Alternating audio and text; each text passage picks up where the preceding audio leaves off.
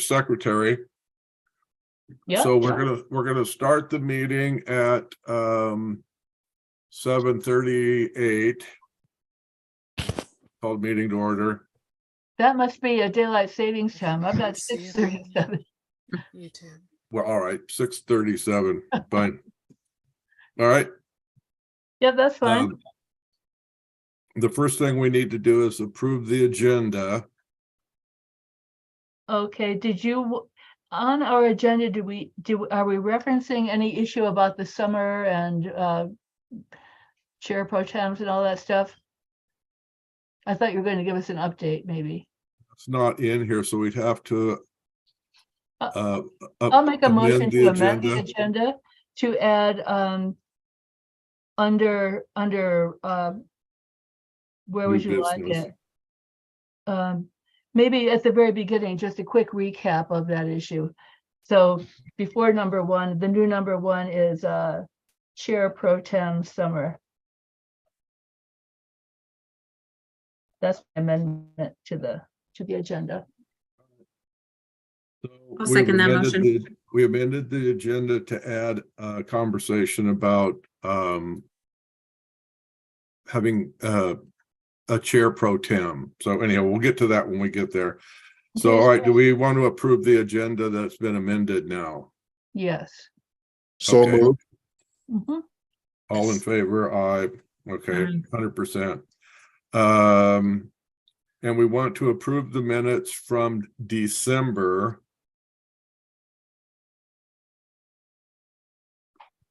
Right, and they were attached. We approved November Yep. at the December meeting, so we just have the December minutes to approve.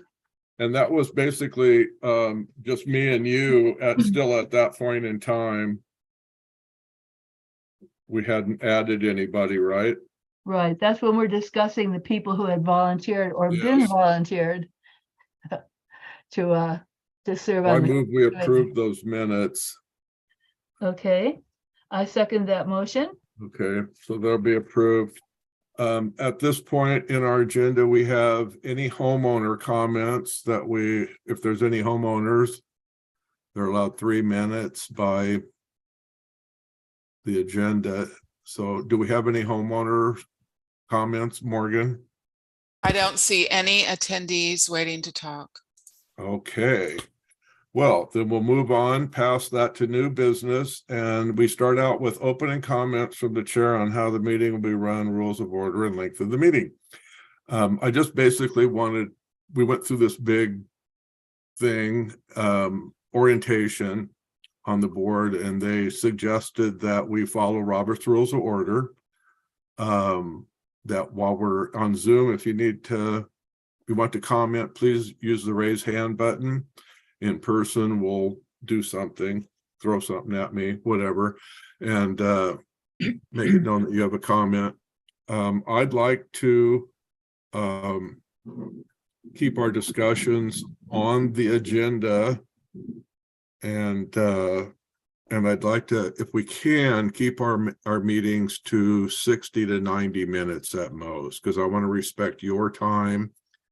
And 3-hour board meetings are kind of crazy, so I don't think we need that for NNE. If we stay on track, we should be able to do an hour to an hour and a half at most, if that's okay with everybody.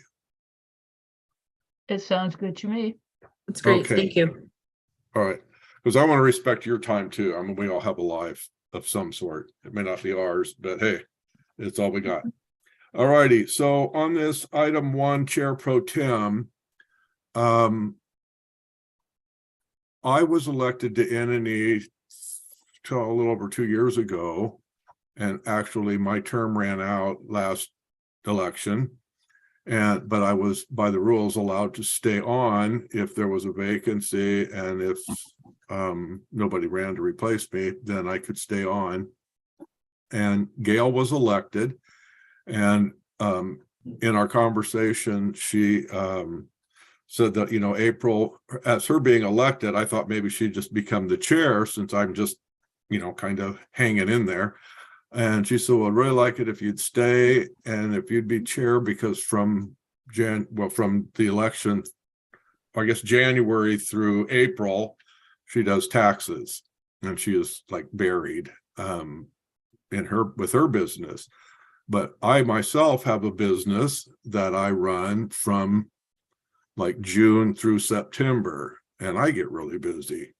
And so I said, well, maybe we could work it out to where I'd step down, or we'd let you step in during the couple months as chair pro tem, and then as soon as I'm done in September, step back in and be the chair through the election, so that things, because I've done it before and know how it goes and all that. And so I sent AJ a letter, and my letter said, I want to discuss the possibility of having Gail set in as chair pro tem to represent and update the board for N&E at a couple of board meetings during the summer when my food service is in operation. I've actually been offered 10 Thursday evenings, June through August. I know I can be excused from a certain amount of meetings if I ask, and I can also send in information to the board. So it's kind of up to keep you up to date as to the AGM, but I think having Gail represent N&E in the discussion seems like it would allow better communication.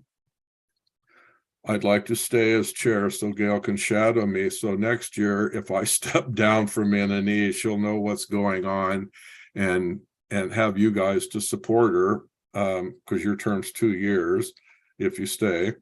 And I just wanted to get this all out for discussion. I need to get an answer to the event person as to yes or no on my being able to be there those months. And it is a really nice amount of money, and I'd like to earn it because I have a very small window weather-wise for my business. I have a hot dog cart and food concession thing I do, and this is to be able to do the Elizabeth Park concerts every Thursday night during the summer, every other Thursday during the summer, and it could be worth $5,000 or $6,000 in my pocket. And so I got no answer, oddly enough, from AJ. So I sent him another email today, early this morning, and I said, Andrew, the N&E committee is going to discuss this topic tonight. I've waited for almost 2 weeks for a reply, and I've got nothing. My explanation below is very concise, and my business allows me able to live here. I could live somewhere else cheaper, but we do like our house and our neighbors. So it'd be nice if I could get your thoughts. And I still have no reply. So I don't see anything in the rules that say we can't do that, but we wanted to bring it up and discuss it. And in my stepping kind of off to the side a little bit, I still be able to do my N&E stuff and be a part of the N&E meetings, but not actually just sit at a board meeting on a couple of Thursday nights. That would involve one of you to step up and be secretary during that time, so Gail could step in as chair if the board allows it to happen. The other option is me just flat out stepping down and us electing Gail as chair, because you guys are volunteers and weren't elected. And I think that's how the rules run.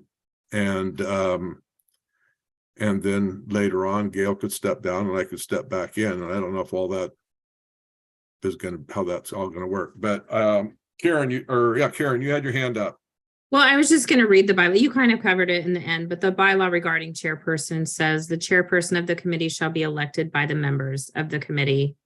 It says during the first meeting of each year, but to me, that leads me to believe that if circumstances change, the committee could switch chairs or, re-elect chairs, renominate chairs or whatever as needed. I like the idea of a pro tem, if that's what you guys had already worked out, where you have kind of a shadow. I think that's fine too. And it makes a little bit less administrative work probably, but reading the bylaws, it does seem that we can elect chairs from the committee as needed. Yeah. Okay, Rob, you have to unmute. Sorry, guys. I think that having someone for someone shadowing you, Michael, is a great idea. I think that's a best practice as we develop leaders. Also, I think that I don't think there's anything in the bylaws, but also I imagine Robert's Rules of Order has something to say. There could be, like, what if you had an illness or something like that and you were expected to come back? I believe, I don't know for sure, but I'm fairly certain there was some times where ACC wasn't able to send somebody to the board meeting and sent a representative, if not a chair. Yeah. I don't see anything wrong with it. It's a non-voting position anyway. I just think it's good communication, and the entity should be represented there as stipulated in the bylaws. Thank you. Okay. I just want to say Well- one thing. AJ's father is very ill and he's out of town. That's probably why he was unable to answer you. Oh, that's too bad. Hope he feels Yeah. better. Yeah. I sent the email 2 weeks ago, and so I don't know sure about. I know he wasn't there at the last board meeting because of family emergency, but yeah. Thanks. So okay, so we will, I guess, kind of, I'll launch that into the agenda for the next board meeting to let them know what we are looking at doing, and get the reaction or input or whatever you want to call it. Go ahead, Gail. Thank you. I used the icon for the raised hand, but I guess it didn't work. I just wanted to say briefly that my understanding is that NNE has a certain amount of independence of the board, and certainly in terms of the way it conducts its own business. And if we're going to go this route, we should probably at some point, and it needn't be now, and I think it's excellent, Michael, that you have a good relationship with AJ. I appreciate the fact you do keep him in the loop, but that we would want to, as a committee, just have a formal vote. It doesn't have to be immediately, that this is what we want to do. Elect a chair pro tem. Michael has, just as I right now, I appreciate being down in Seattle when I make my money to afford my Sudden Valley house. It's an economic reality. So that was just my thought. I don't think that we need permission, but I think communication is excellent, really good. Well, I guess what we'll look at right now is we've all discussed it. I will bring it up at the board meeting and get their input and or reaction or whatever. And at our next meeting, because we won't need to worry about this till June, at our next meeting, or actually I need to let the guy know. So at our next meeting, we'll plan in the agenda to actually have elect a new secretary and a chair pro tem for those months, if that's agreeable with everyone. Yeah. Okay. Agreeable to me. All righty. So moving on to update you on the board. What's my little thingy here? So update the board decision on the AGM and Unilect. I sent you an email today after I sent you links to get in here. I think I sent each one of you an email. And there's an email in here from Joanne from today to Andrew and Catherine at Unilect, and her email says, the board of directors has no obligation on these dates, no objections to these dates, so please go ahead. Somebody have a comment? No. Okay. So anyhow, Joanne's letter says the board of directors had no objection to these dates. So please go ahead and update the proposal so we can move forward on contracting. So we're in the midst of a contract, and as per Sonia the other night, I was told that negotiating the contract involves the general manager and the vendor, and it involves setting the terms of the contract, which included the dates. And so until all that was done, NNE wasn't allowed to be a part of it. And I said, well, that's fine, but can I please be included in all the communication going forward once the contract has been agreed. And apparently they agreed because Joanne has included me in this email that Catherine sent her an email and says, just to recap, and I think I sent this to you guys. If you check your email, it should be in there. February 8th, Monday of the 11th, Tuesday, September 12th, and all that. It's in yellow and it states the dates and all that. And you can look at that and on, you know, in your spare time and see the dates that they have agreed to. Now, what happened was Joanne got a hold of Unilect. They went back and forth on phone calls and emails and finally got together on the phone together and sat down with the dates that Gail and I had informally discussed outside of any proper authority or contract or anything. We were just discussing what are we looking at, because we don't have any veterans on here other than me, and I wasn't involved. I wasn't allowed to be a part of any of the stuff last year, and I didn't get to be in on it. So anyhow, so I just wanted to be clear on everything that they've agreed in the past and know what dates you're looking at and your bottom line on printing and all that. And so she gave us a set of timelines. And Joanne and her sat down and went through all that, and Catherine discussed what she'd discussed with Joanne or with Gail and I with Joanne, and they hammered out these dates. And I got a really good calendar from Joanne. Unfortunately, I can't send it in an email because it's huge, wherever it is here. And but she printed me out a really nice calendar. It's right here. So that and I'll get one of these to each of you. I'll have her print one. But this is the calendar. Nice big thing. And it's got all the dates on it. And they're in the smaller one. If you guys got the smaller one through the email. If not, I can send it to you. It's kind of convoluted because it's 3 pages hacked out in a long line. But essentially,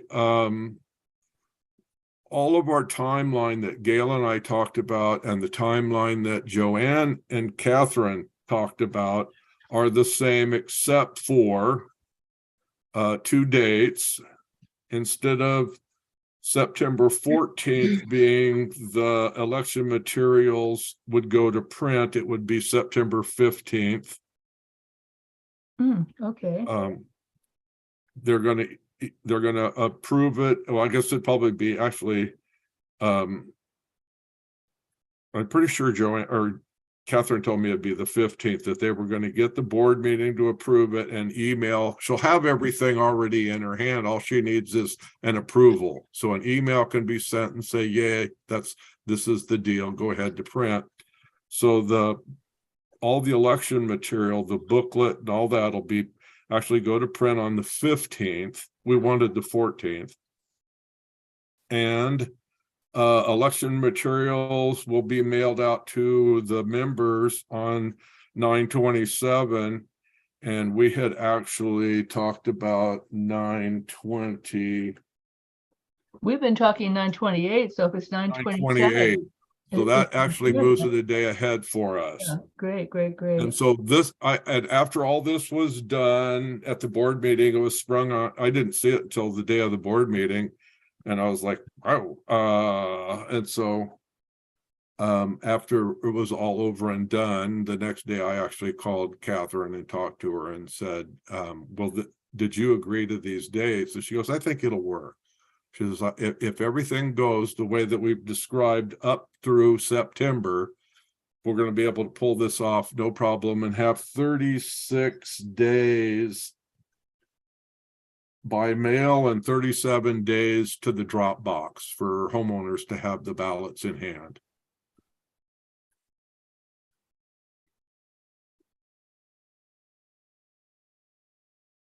Karen?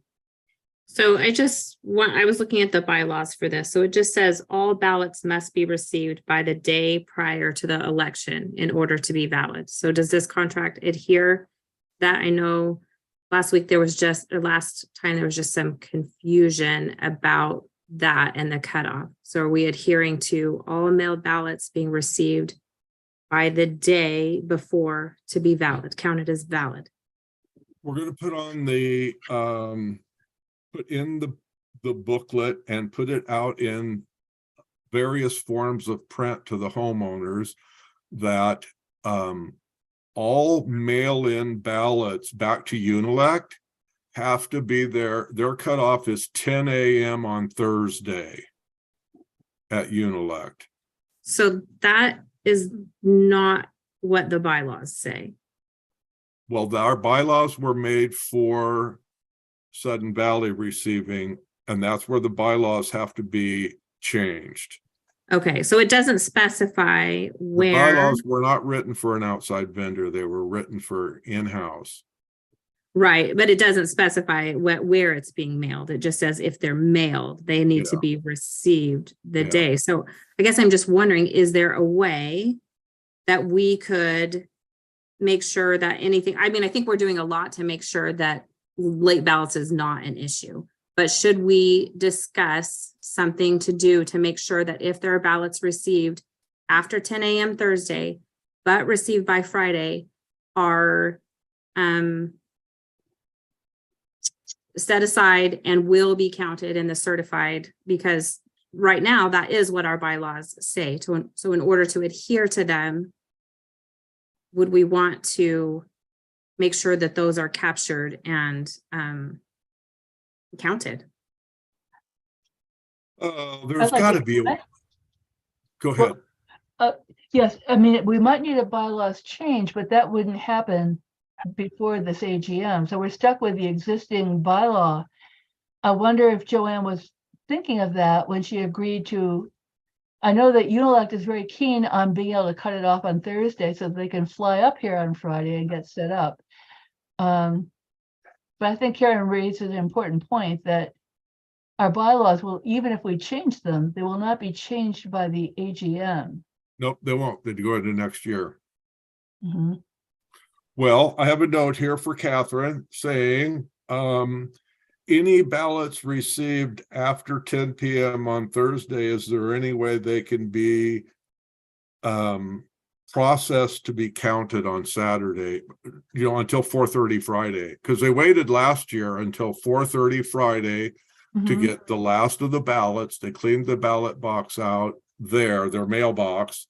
And then they went to the airport. They got on a plane at like 9 o'clock. They got up here by 1:30 or 2 in the morning, got a car and got to the hotel, and we're over here at 8:30. So it was like A they killer got, day. no, hardly any sleep or anything, which is, hey, they're making money. This is their business.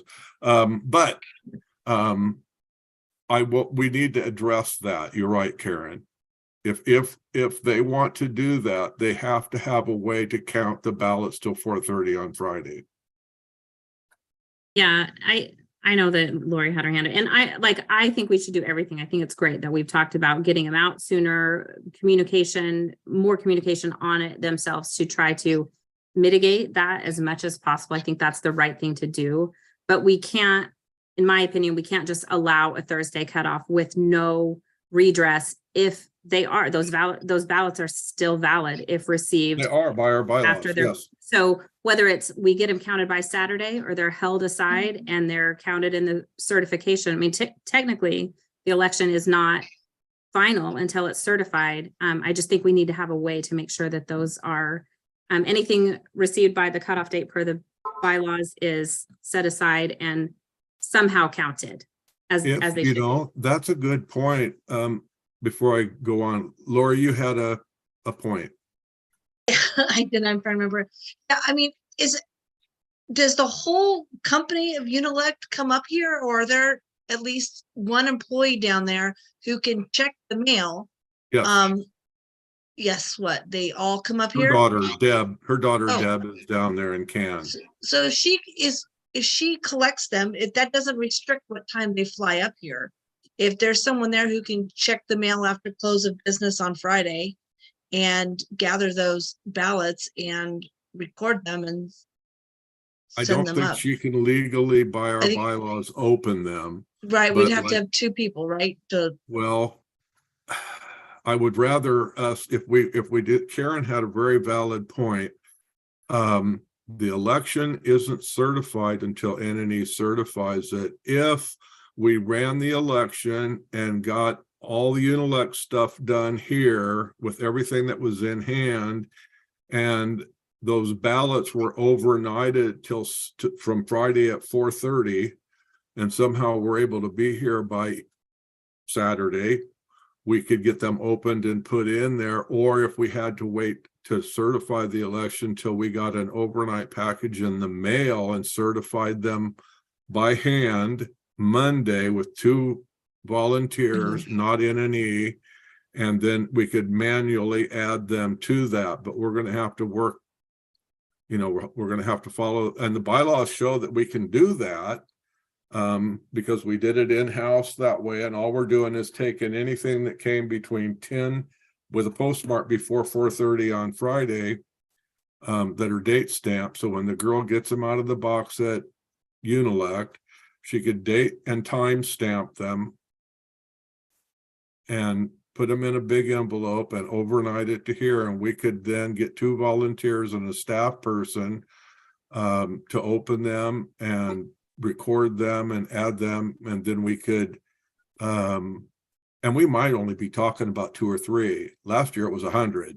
I mean, by the time we were all said and done with things, there were 100 ballots, or 79 or 80 something ballots. So, but it may not be that bad this year. I'm hoping not, with proper communication. But that is an idea, and that was a good thought, Karen, is we don't have to certify it till we got all the ballots that were in wherever they came in till 4:30 Friday night. Just a question, do our bylaws state that these ballots cannot be opened except by NNE? I mean, Unilect will have counted a bunch of ballots, won't they, when they come up? They will have electronically It processed. states, it's in the NNE manual for sure. I'm not sure about the bylaws. I'm pretty sure it is. I have my little section here where we're moving packet.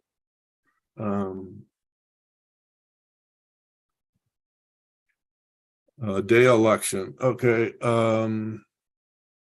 NNE shall accept up to 3 observers. Well,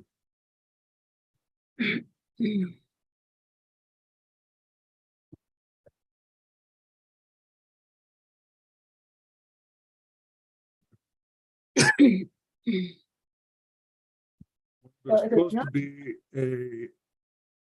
observers, they're called, of people that open them, and a master counter. And it says that all ballots mailed or personally delivered must be received at the admin office before Friday at 4:30, close of business. And anything received after that doesn't count. But it does talk in here about NNE can't open any ballots, that we can't touch any of them. We have to have volunteers home, and they're supposed to be members opening them. So if they were put in an envelope and mailed here and date and time stamped, we could get 2 members to volunteer to open them and have the staff person vet them to make sure they're in good standing, and then we could add them to the total very easily. And that's all by the bylaws. That's the same thing we do if they vote in person or from the floor. We can do the same thing. Rob? Yeah, I was just gonna make a quick comment. Those ballots down in California could be FedExed overnighted, and be up here, on Sunday even, I mean, they could be sent to us very quickly if they're overnighted FedEx. I mean, if we had to wait till Monday to finalize everything, Sure. that's what happens. Well, don't we announce, I mean, it's been a long-standing procedure to announce the results of the election at the AGM. We have can the announce majority of the vote. uncertified results. Right, they are uncertified, it's true. They're uncertified results. But Rob, you say, well, why couldn't she FedEx them, she being the daughter or the administrative person at the Unilect office, overnight them FedEx on Friday, and then they'll arrive Saturday morning, hopefully. Yeah, I was thinking that too. Al. And If it could that- work that out, would yeah. probably work. And Gold then streak them, yeah, I thi- but we'd have to that pay for day, that. FedEx used to kind of promise 9 a.m. or 9:30 a.m. delivery. They may not anymore. Yeah, UPS possibly. Karen? I was just gonna say, again, I think we're talking probably about worst case scenarios or kind of, like you said, it could be just 2 or 3 people. The thing is, if for some reason they weren't able to get to us by the time it's time to announce the elections, we will know how many have been received by that point, because we're into Saturday. They have to be received by Friday. And you could look at election results and know what might be impacted by that or not. So if it's 2 or 3 and there's not a 2 or 3 vote, it's not that close. Yeah. You could say with confidence, we never say at the AGM, these are final. You always say these will be, it's not final till certified, but you could Yeah. say with pretty good confidence, the board could move on to their organizational meeting or whatnot. If Yeah. it's 76 ballots and there's several members within that spread of each other, then you maybe say, we can't say for certain that we need to wait until we get these 70, 80, whatever Yes. ballots. And so we should have pretty good confidence going into the election, how many we're still out and whether or not that even Well, has a we- chance of We impact. would know Friday night, Yes. that, I think her name's, Catherine's daughter's name's Deb, and if I'm correct, and she could, let Catherine know right Friday night, while they're flying up, text her and say, well, we got 60 ballots here. So just so you know, there's 6, whatever it is, and we would know. Mhm. Okay. I think Sounds we've hammered that out pretty good. Yep. Is that good? I'm good. Yep. Okay, so we will, that's that. We reviewed the timeline already. The other kind of things that we want to do here is as kind of a little bit of an assignment thing. Who would like to take what and run with it? We want to make a couple of changes in possibly, well, for sure in the N&E manual, but possibly adding, and I read this in the bylaws and I have it marked somewhere. I made all my little notes here, but it's certainly been added. I don't know how many pages of email stuff in the last day or so.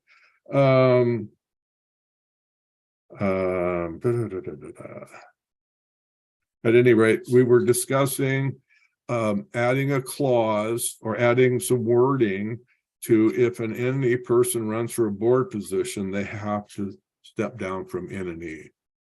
Or a person from ACC, they're elected positions and you have to step down, not just recuse, but you have to completely step down and you're off the committee.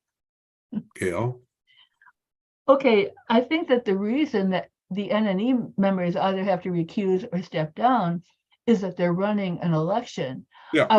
I would not feel that ACC had that responsibility. Therefore, if they wanted to Okay. run, why would they have to step down from ACC? I wouldn't see that.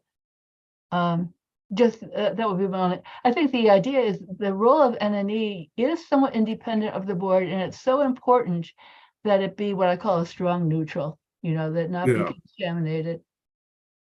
Okay, Rob? I understand what Gail said. I think the reason why I think ACC ought to be included is it is elected standing committee in the bylaws.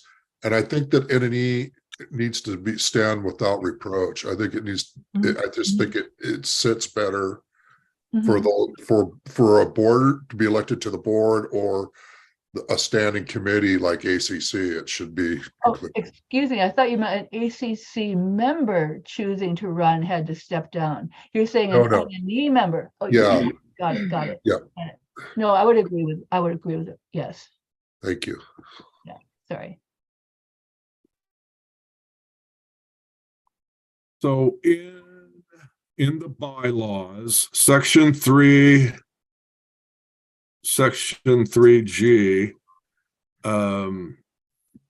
section, article 3, sections 3E, here it is. It says, nope, that's not it. It's G.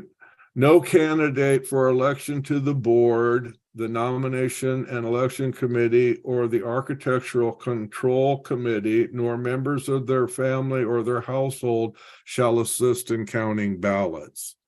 So they've already added NNE, the board, and ACC in there for some reason. And I was just thinking we could add to that, if a member of ACC or NNE is running for a board position, they have to step down from that committee. Not only not handle ballots, but step down from the committee. Well, I guess then I'm back to my point. Why would an ACC member have to step down from ACC when they would have no involvement in the election? I'm just saying because Yeah. they're already in the In the bylaws? wording of this, that we could just follow it along. I see, okay. We should check that. So Bob? I'm kind of, oh, Rob has his hand. Michael, just to make sure I understand, you would add a sentence that says, if an NNE member at the end of that clause, and if an NNE member is running for the ACC or a board position, they must step down from NNE. Is that what you're Yes. proposing? Yes. Okay, thank you. Well, I'm just proposing somebody look this up in RCWs and in the bylaw and in an e-manual, how best we could word this to properly end the little fiasco we had last year. Yeah. Karen. Oh, I'm happy to take it if no one else wants it. I was just also going to point out there's other wording elsewhere in the bylaws that would support that idea that the board and NNE are very separate. And that is in section, 5 about committees, section 5 or article 5, section 3K. Yes. No person may serve on the nominations and election committee who is related to a sitting board member or member of the architectural control committee. So that to me, again, underscores that the intent of the bylaws were to keep NNE very separate from the board, to keep the elections very separate. And I would say that there's more to NNE that can impact an election than simply counting ballots. There's a lot Yes. of ways that you can Yes. influence an election, and to stay above reproach, I think it's best that if you are seeking an elected position, you step down from NNE. But I I'd have be that happy- clause here too, Article 5, Section 3K, Yeah. also in my notes. So if it's, you guys, is that okay if Karen could work on that little item of wording and seeing where where do we have to change it? Is it in the bylaw? Do we have to do a bylaw change, or is it just in an e-manual change? Is there anything in the revolving RCW, whatever that means? Mhm. Revised code of Washington. I always call it revolving code of Washington. Oh, it does Because revolve. it seems to change. But at Yeah. any rate, yeah, the Code of Washington, if there's anything in there that about this also would be good to look at, because the board has a tendency to throw RCWs around a lot.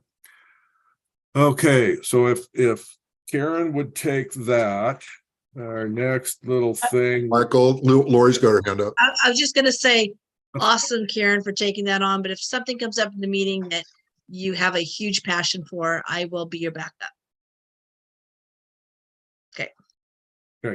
You mean me Um, specifically or just any Oh, issue? You'll be No, the I meant backup. if Michael had something else that, and you're like, oh yeah, I have a passion to do that, I'll take the research over for you. Okay. Oh, thanks. Well, you're really good at researching RCWs. If you want this one, feel free. I was just You're going- good. Just giving you an out if you needed it. Thank you. Thank you. Both of you can do it and come together on it. I Yeah. don't care. I just want to make sure that, that you guys are involved and you're, because next year you could possibly, I might not be doing this. And I want you guys to be as familiar with the NNE manual and procedures and all that, so you're going to be on doing this again next year. With you, Karen. Let's team up. Yeah. let's Sounds do it. good. And then, okay, so the next thing, and that's another thing, is really get familiar with the NNE manual and the bylaws pertaining to the NNE manual. That's why I was real emphatic about getting you guys these binders, because the stuff is there. It just takes a little bit of looking for it and a lot of notes. So because you do a few roundhouses digging to get through all of it. So, and then B is setting candidate final withdraw date. Do we want to change that? It used to be 4 days, which extends out that time, but and that's 4 days after September 5th, after Labor Day. Nancy last year when we redid the manual, she brought it down to 2 days. She said they've already had their thing out from somewhere in July 5th to September 5th. So if they haven't made up their mind by then, they have to know that they have a deadline of 2 days after the close, which would be September 7th. Go ahead, Karen.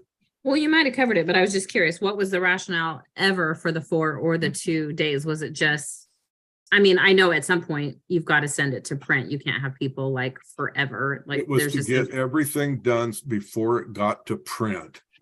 So we didn't have to have the name on there after they, we make sure the Yeah. name was removed before things got printed. And then what did we just say the print deadline was?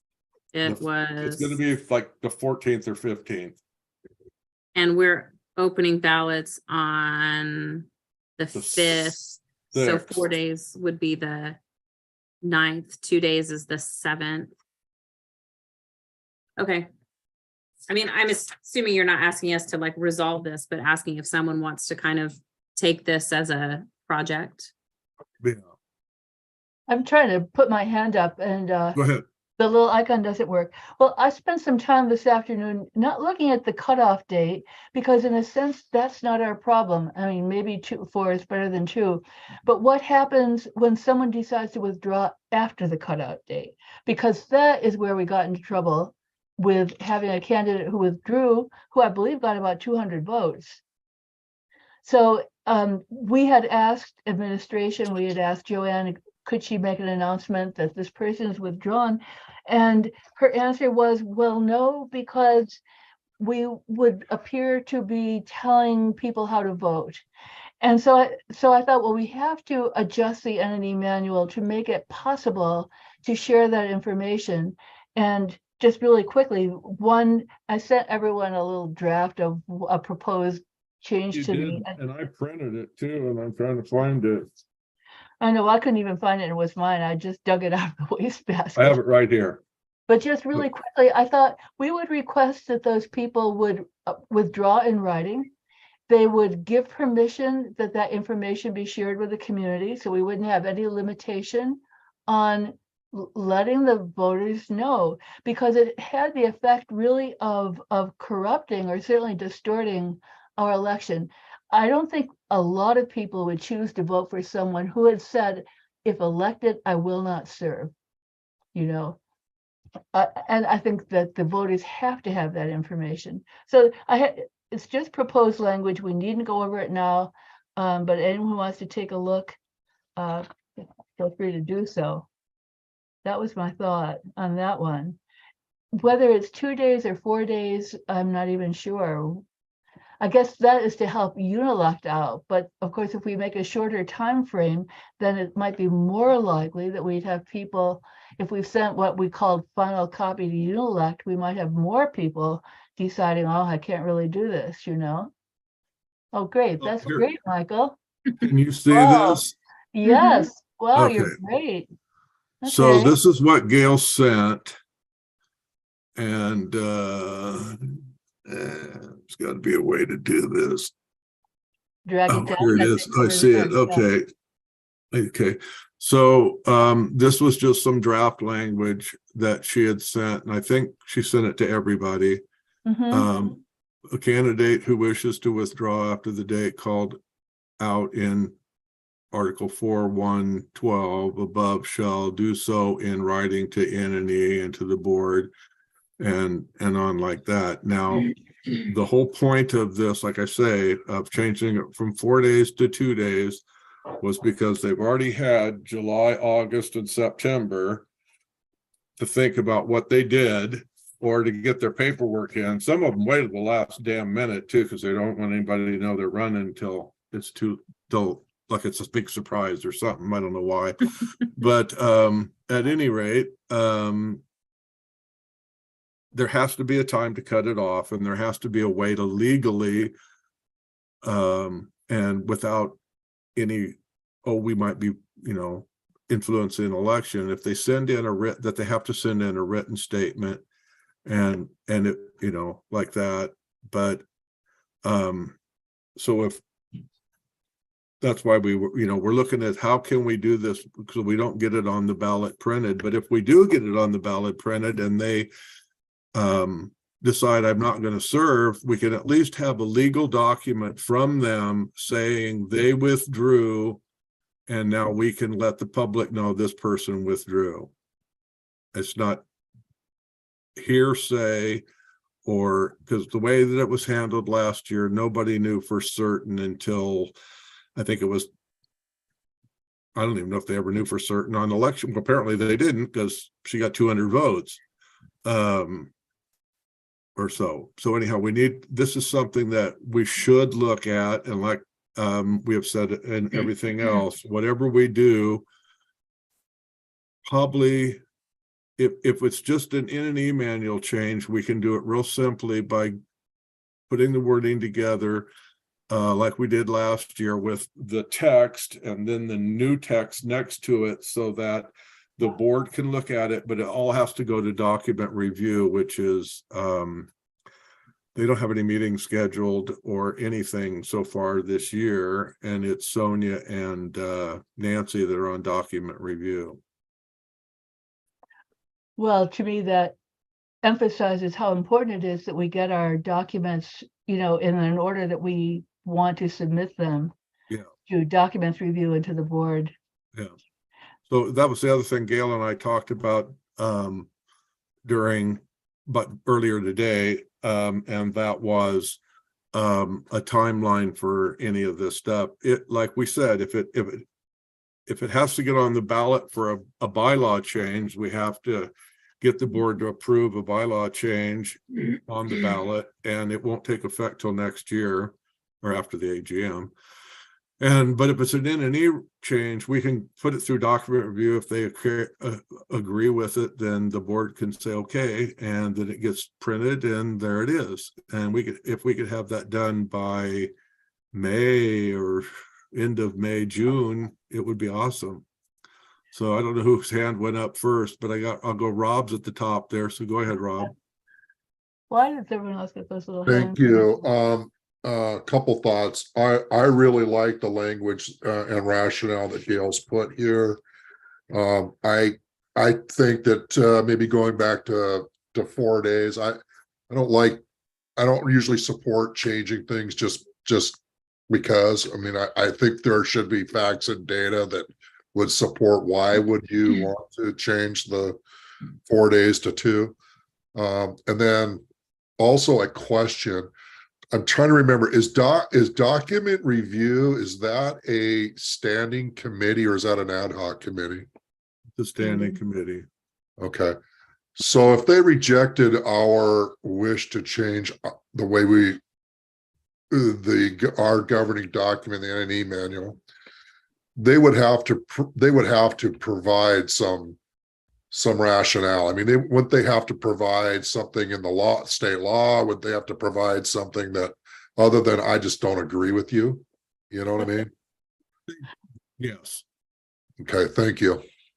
Karen? I love this too, Gail. Thank you. I think it's great. I was just going to add, I mean, I have heard stories of people withdrawing up to the day of election. So I mean, as much as we try to finagle the dates and whatnot, I think it's going to happen. So I think it's great to have something ahead of time that's very factual, which I think this is. It's not, it's just laying it out. One thing that I recall from last year that was also confusing was what happened. I mean, I guess if they say, I will not serve, then we know those votes just aren't counted, whatever. But I think just really clarifying that, what happens to those votes? I noticed a bylaw too that says people can't change their vote. So we really need to be upfront. Like if you've cast your ballot and someone withdraws after you've cast your ballot, that's really unfortunate. But the bylaws also say you can't change your vote according to what I just read, which I can't find right now. So I just feel like putting as much information out there, like what is going to happen in this process? How will those votes be Yeah, the counted? next vote getter would get elected, just like in Yeah. the state election. If a guy Yeah. had a heart attack and died on election night and he won and he was dead, he can't serve. Although we. Right. I that think could just be stating debated. that is great rather than saying it creates a vacancy. And Yes. then they're like to just really outline exactly how that would be treated if somehow they got enough votes to be elected, how that would be handled, and doing it well in advance of the situation even coming up. And then there's no like, oh, you're saying it this way because that helps these people or whatever, but just. We want it laid out, not just for 2023. We want it laid out for 2085. Right.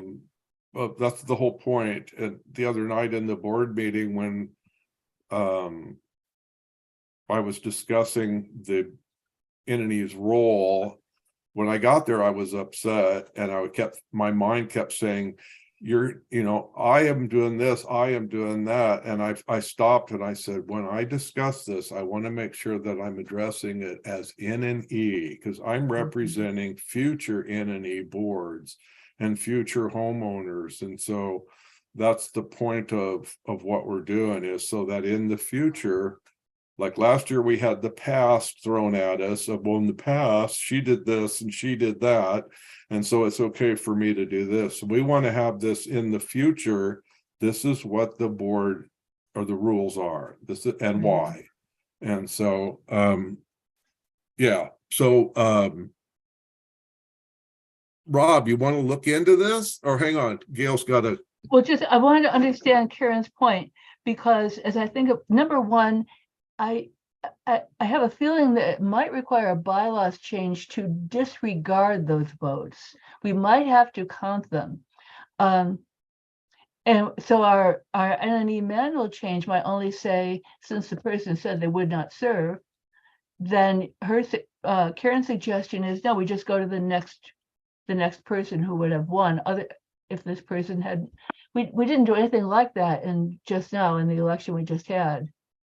I mean, Sandy got 200 votes, I think. Yeah, it wasn't enough to be elected. I Oh, don't know. that was it. Yeah. Because she was so far down that it didn't Right. really matter, I see although what you those mean. 200 Right. votes were wasted. Right. That could have went to, if those 200 votes would have gone up a little somewhere else on the spectrum, 3, 4, 5.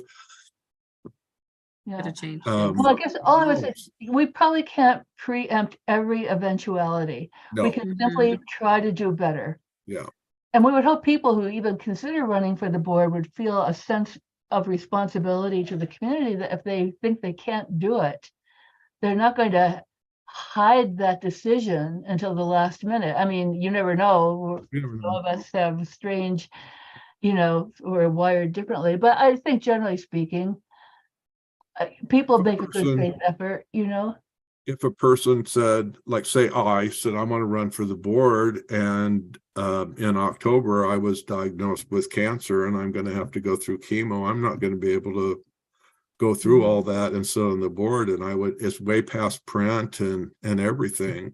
Mhm.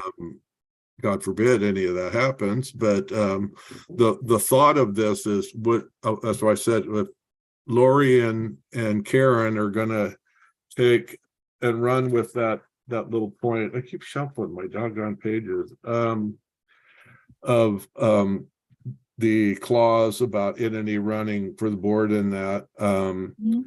the setting the candidate withdraw time, we can just discuss that as a group. I voted for it to be changed from 4 days to 2 days because it was to speed up the process.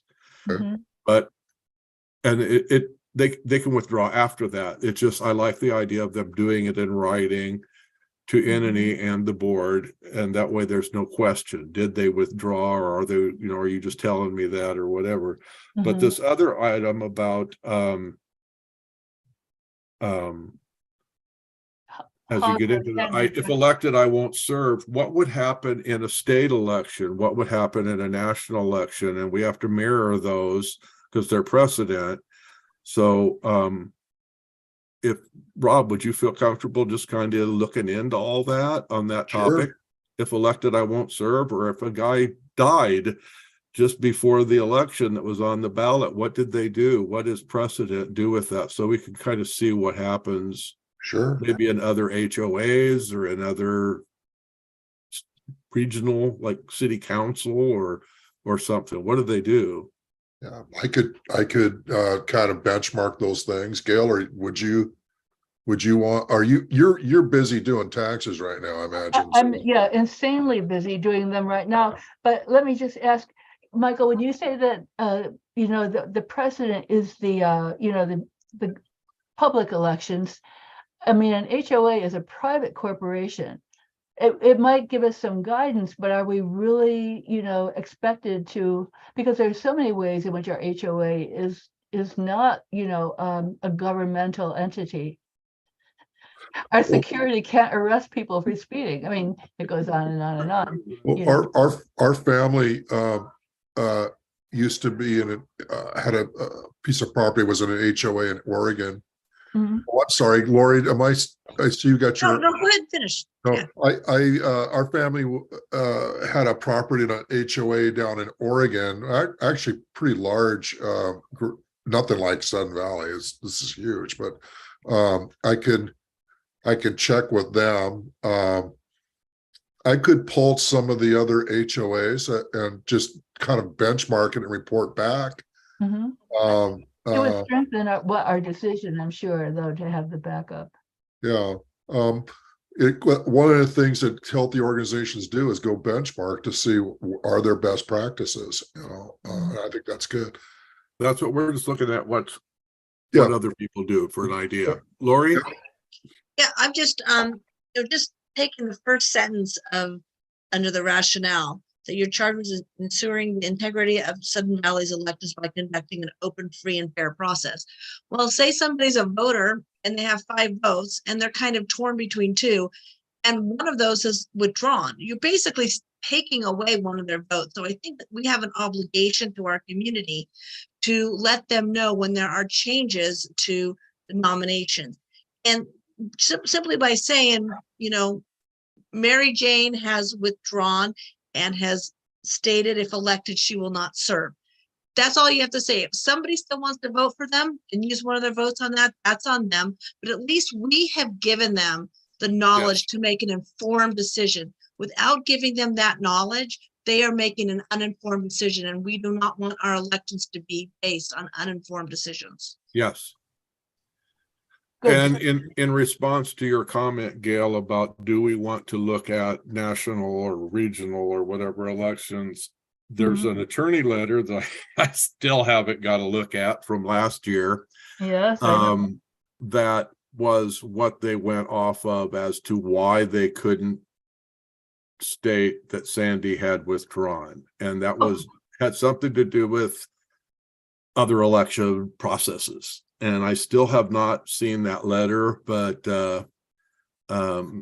I kind of brought it up at the board meeting, and Nancy got really hostile and insinuated that she wasn't gonna say the reason, but I understood why, is what, I don't remember the comment exactly, but she was heated. I thought she was gonna burst the gasket, but I just stated the fact that I was not privy to any information with Unilect or any of the communications, even though I was on the NNE committee. And I said, I didn't get to see the attorney letter, binding communications, or any of that. And her comment was, you know why? And I'm not going to go into it. And I still don't know why. And so anyway, So. that was all. Oh, sorry. I know in the past, NNE as a whole has requested to see attorneys' opinions that had a direct impact on their processes. And I also saw in our NNE manual, there were some references to attorney opinions, but then they weren't provided. So it's kind of a little bit blind. I think now, Michael, as a board member, you do have access to that. You might have to make a formal request, but I believe the RCWs even allow you access to any Sudden Valley records. Doesn't mean you get to take it home and copy it and distribute it how you like, but to review. So I would, if you think that there is legal advice that would help us make this decision and not go in circles and then find out that we can't do what, we can't follow the path we're doing. I think that official request to Joanne, Okay. it's covered by the RCWs and our bylaws that you as a board member now should be able to have access to that. And then if we as a committee believe that we all need to see it, and I don't know if that's even the case, I think then we could make a request to have it released to us as a committee. But I would say first, just you Okay. look at it. You were on the committee at the time. You probably have all the context of it. And pursue it that way. Okay. I'm still learning, getting my feet on the board. Well, it's covered in quite a bit of detail, directors' rights to Yeah. information yeah. in both the bylaws and the RCWs. Okay. All righty. So then looking at our last item here, discuss mailing timing to avoid late arrival ballots. We have pretty much, I think we've kind of covered that. We are going to be working on wording that will go in the pamphlet and on the outer and hopefully on the security envelope that says, and Gail had something written, I don't know if she sent it out, but she wrote it at one time and can probably get it to you again, the wording about if you're mailing it from Canada, do it sooner rather than later. That's not what it said, but something like that. And if it's after such and such a day, don't drop it in the mail, take it over to the ballot box. But if you guys wanted to think on your own about what kind of wording we could put on the security envelope in the instruction manual and on the outside envelope, so that people can see it 3 different places that, oh, I can't mail this right now.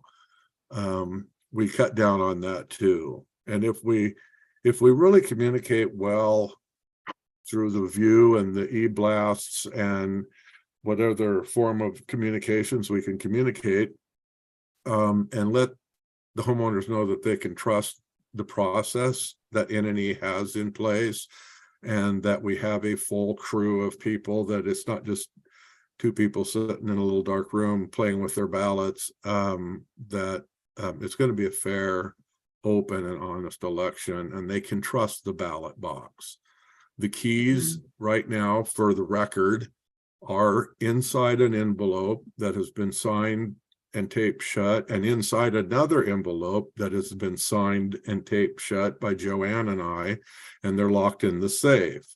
And so we have a secure lock on the ballot box. We have only 2 keys on that ring, and the gun case stuff and everything is secured in Sudden Valley safe. So they're not hanging at somebody's house or whatever. So so you all know where the keys are and what's going on. I made sure that they were put away.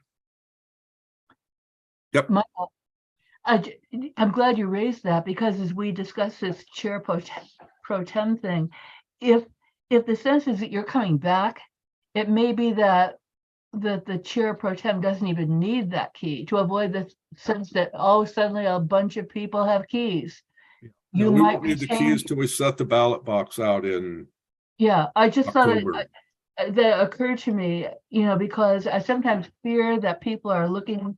I don't want NNE to become like finance was the year I served on finance, where, we were relegated to sort of non-existence is how it felt, and maybe there was something more that I missed.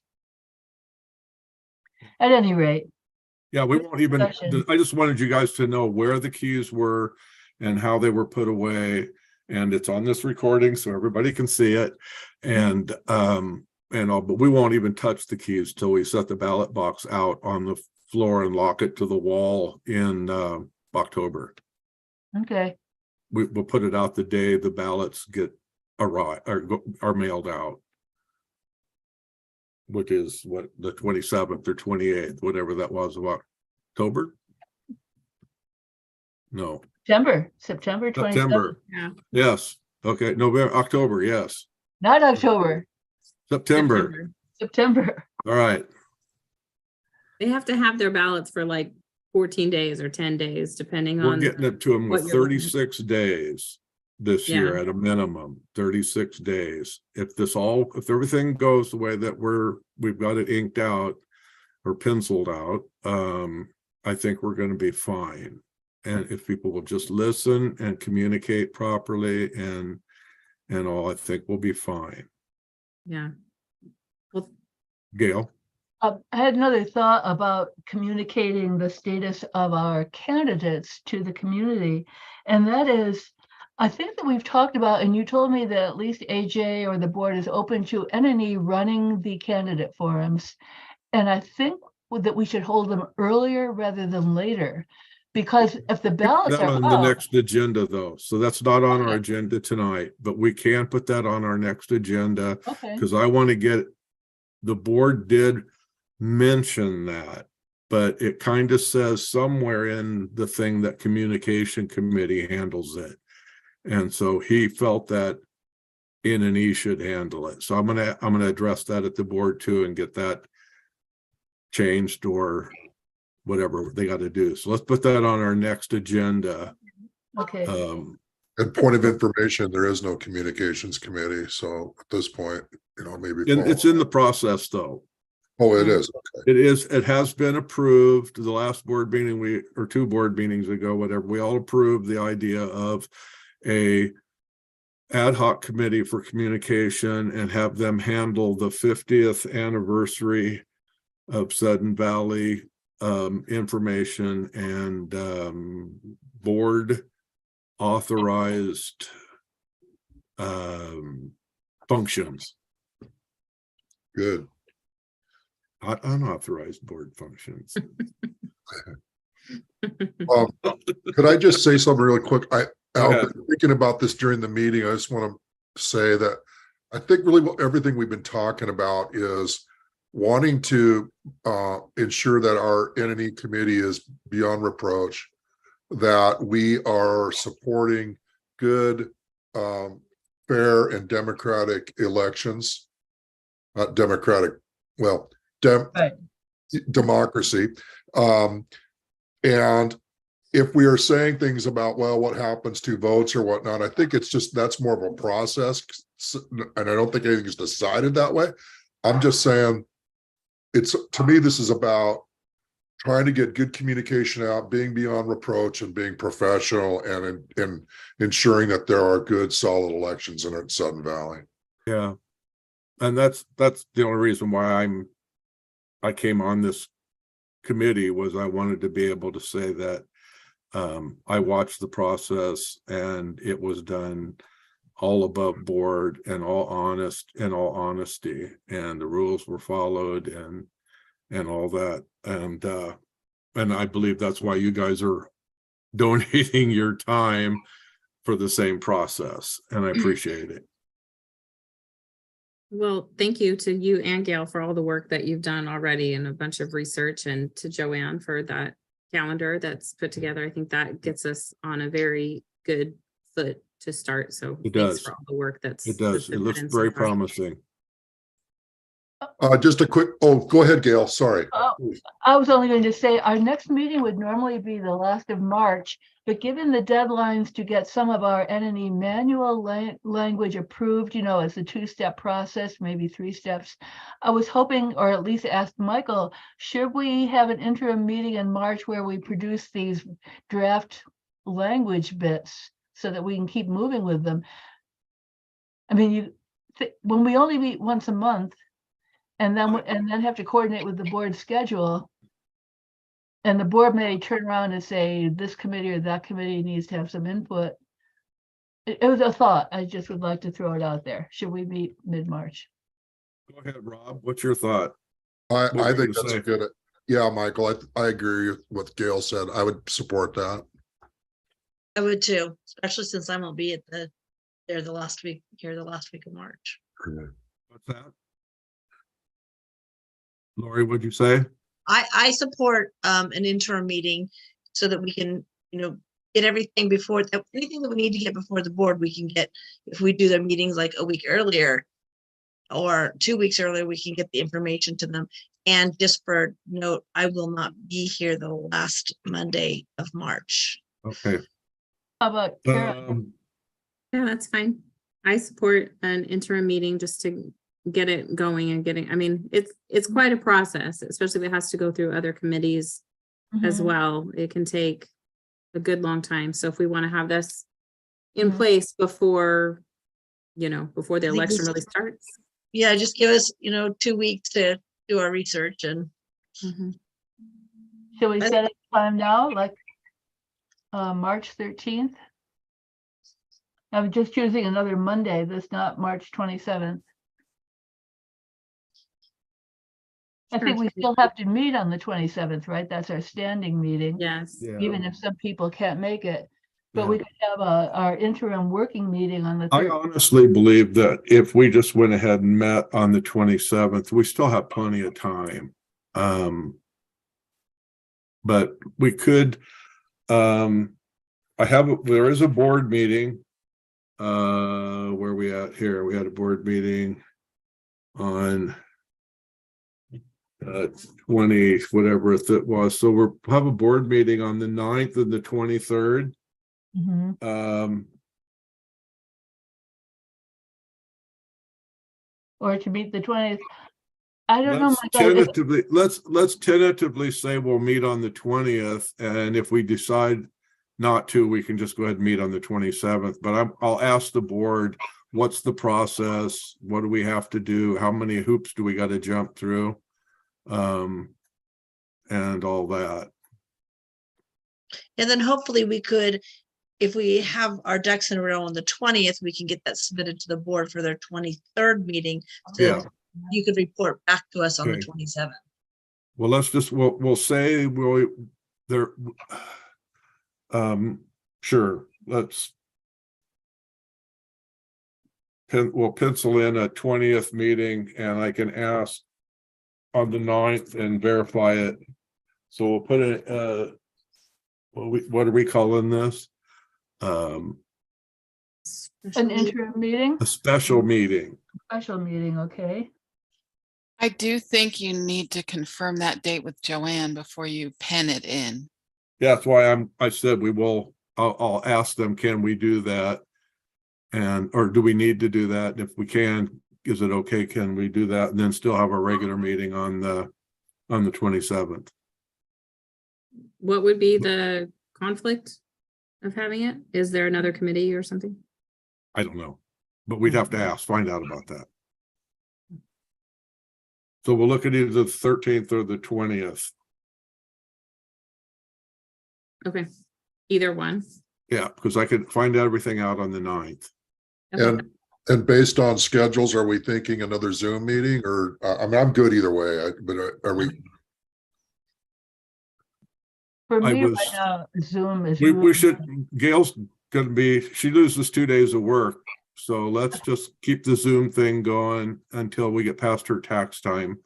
And then we can decide then. But the board said we could meet via Zoom if we had a reason why we wanted to do it. And we're not bound to meet in person. Well, that's like 4 to 6 hours less commute time for Gail too, so. Mhm. Yeah. Yeah, Yeah, And about $80 less gas money. amen, yes. yeah. Happy to accommodate you, Gail. Yep, Well, I think we've covered everything. All righty, move to adjourn. I would Second. second that. all righty. Okay, well, thank you guys. I appreciate you coming on board and